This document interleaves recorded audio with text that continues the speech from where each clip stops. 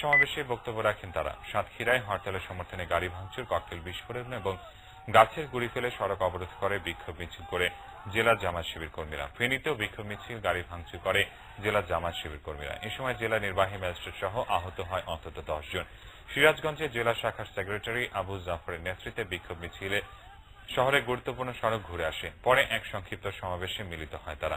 রাজশাহীতে জামায়াত শিবিরের মিছিলে গুলি চালায় পুলিশ। এছাড়া টাঙ্গাইল, মৌলভীবাজারেও বিক্ষোভ মিছিল বের করে জেলা জামায়াত শিবির কর্মীরা।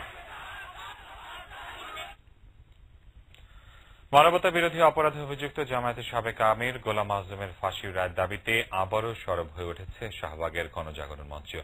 ফাঁসির রায়ের দাবিতে সন্ধ্যা থেকে শুরু হয়ে গভীর রাত পর্যন্ত চলে তাদের কর্মসূচি। এই সময় গণজাগরণ মঞ্চের মুখপাত্র ইমরান এইচ সরকার বলেন, গোলাম আজমের রায়কে কেন্দ্র করে জামায়াত হরতাল দিয়ে রাজধানী সহ দেশের বিভিন্ন স্থানে নাশকতা করেছে। জামায়াতের এই হরতালকে প্রতিহত করে শাহবাগের গণজাগরণ মঞ্চ সহ দেশের সব গণজাগরণ মঞ্চে সকাল 11টায় হরতাল বিরোধী মিছিল করবে বলে জানান ইমরান এইচ সরকার।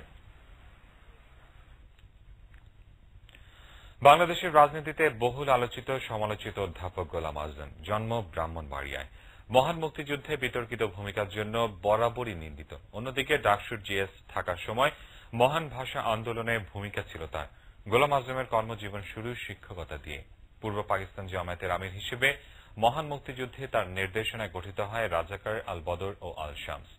এদের সহযোগিতায় সারা দেশে নির্মম হত্যাযজ্ঞ চালায় পাক হানাদার। বাংলাদেশ স্বাধীন হওয়ার আগেই দেশ ছাড়েন গোলাম আজম। দীর্ঘদিন নির্বাসনে থাকার পর অসুস্থ মাকে দেখতে 1978 সালে বাংলাদেশে ফেরেন। আরিফুল হকের রিপোর্ট। প্রথম দিকে নেপথ্য থেকে জামাত চালাতেন তিনি। পরে প্রকাশ্যে এসে 1991 সালে হন জামাত ইসলামীর আমির।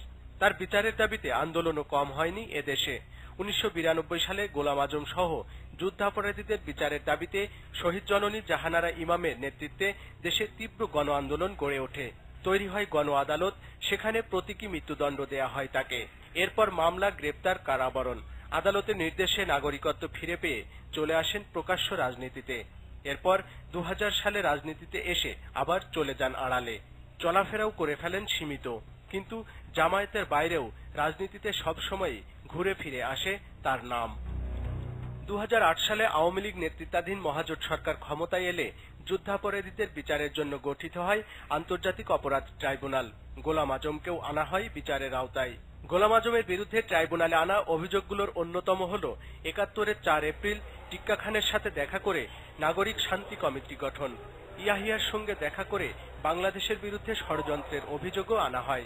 7 এপ্রিল এক বিবৃতিতে স্বাধীনতাকামী মানুষকে ভারতীয় অনুপ্রবেশকারী হিসেবে উল্লেখ করেন। তাদের যেখানেই দেখা যাবে সেখানেই ধ্বংসের ঘোষণা দেন গোলাম আজম।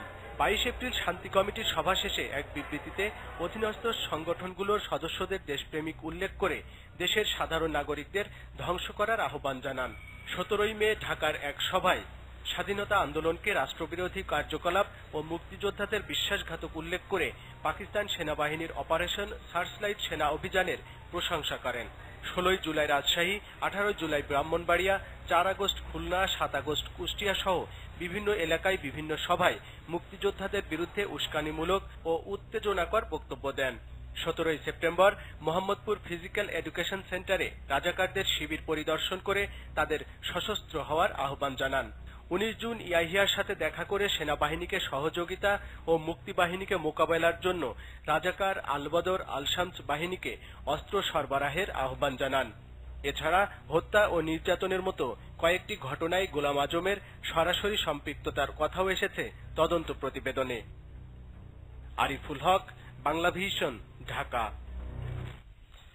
দেশের রাজনীতির গরম খবর, আওয়ামী লীগের সাধারণ সম্পাদক পদ থেকে সৈয়দ আশরাফুল ইসলাম পদত্যাগ করেছেন। 5 সিটিতে দলের ভরাডুবির দায় নিয়েই তিনি এই সিদ্ধান্ত নিয়েছেন বলে সংবাদের শিরোনাম হয়েছে গণমাধ্যমগুলোতে।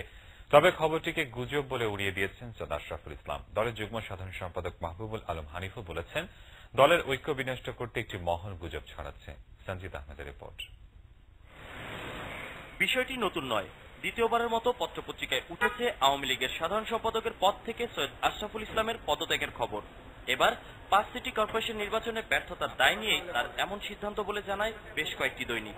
তবে বিষয়টিকে গুজব ছাড়া আর অন্য কিছু বলতে নারাজ সৈয়দ আশরাফুল ইসলাম। আমি তো এই ব্যাপারে জানি না, আপনারা জানলে বলবেন।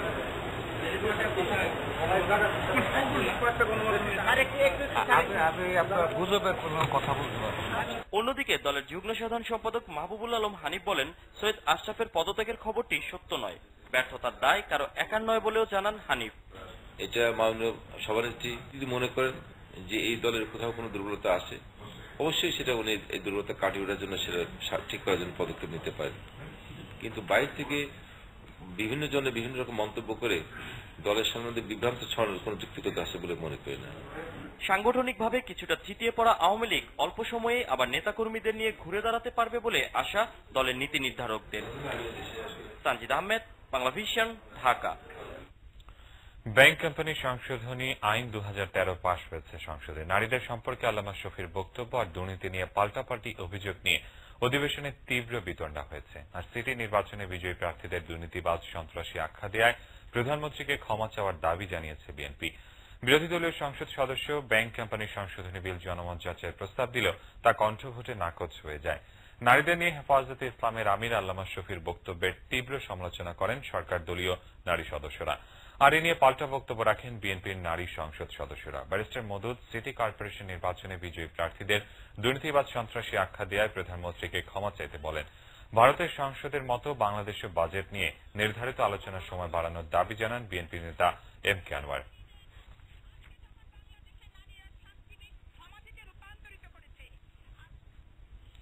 দেশে জনগণকে মুক্তি দিতে সংলাপে বসে নির্দলীয় সরকারের ব্যাপারে ঐকমত্যে পৌঁছাতে প্রধানমন্ত্রীকে আবারও আহ্বান জানিয়েছেন বিএনপি নেতারা। দেশ পরিচালনায় ব্যর্থতার মাসুল হিসেবে সিটি কর্পোরেশনগুলোতে সরকার সমর্থক প্রার্থীরা পরাজিত হয়েছে বলে মন্তব্য করেন তারা।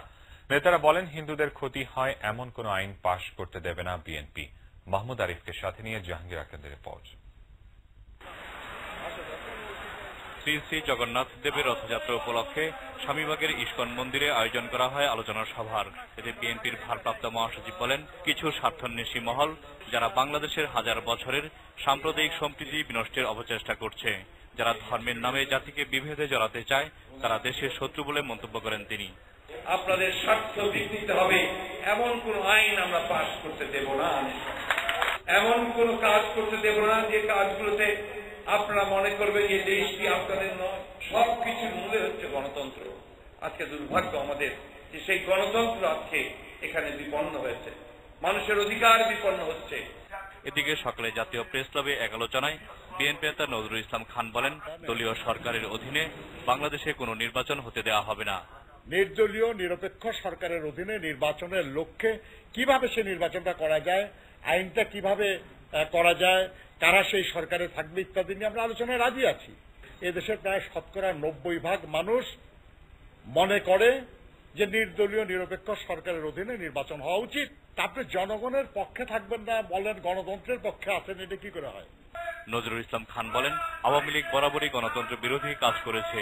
দেশ ও জনগণের স্বার্থে গণতন্ত্রের পক্ষে থাকতে আহ্বান জানান তিনি। জাহাঙ্গীর আখন্দ, বাংলা ভিশন, ঢাকা। রমজানের চতুর্থ দিনে আত্মীয় স্বজন এবং পরিবারের সদস্যদের সম্মানে ইফতারের আয়োজন করেছেন প্রধানমন্ত্রী শেখ হাসিনা। প্রধানমন্ত্রী সরকারি বাসভবন গণভবনে এই ইফতার মাহফিলের আয়োজন করা হয়। এতে শেখ হাসিনার পরিবারের সদস্য স্বজনরা ছাড়াও অনেক অতিথি অংশ নেন। ইফতারের আগে প্রধানমন্ত্রী অতিথিদের সাথে কুশল বিনিময় করেন। পরে মুসলিম উম্মাহ এবং দেশ ও জাতির শান্তি সমৃদ্ধি কামনায় বিশেষ মোনাজাত করা হয়।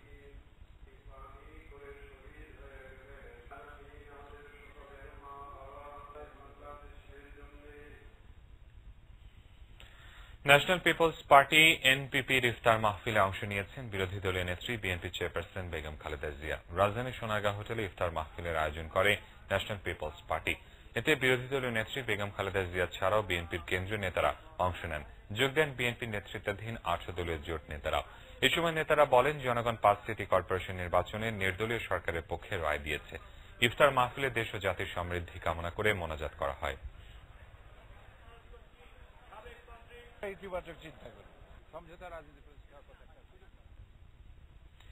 এবার বিআরবি ইফতার বাজার।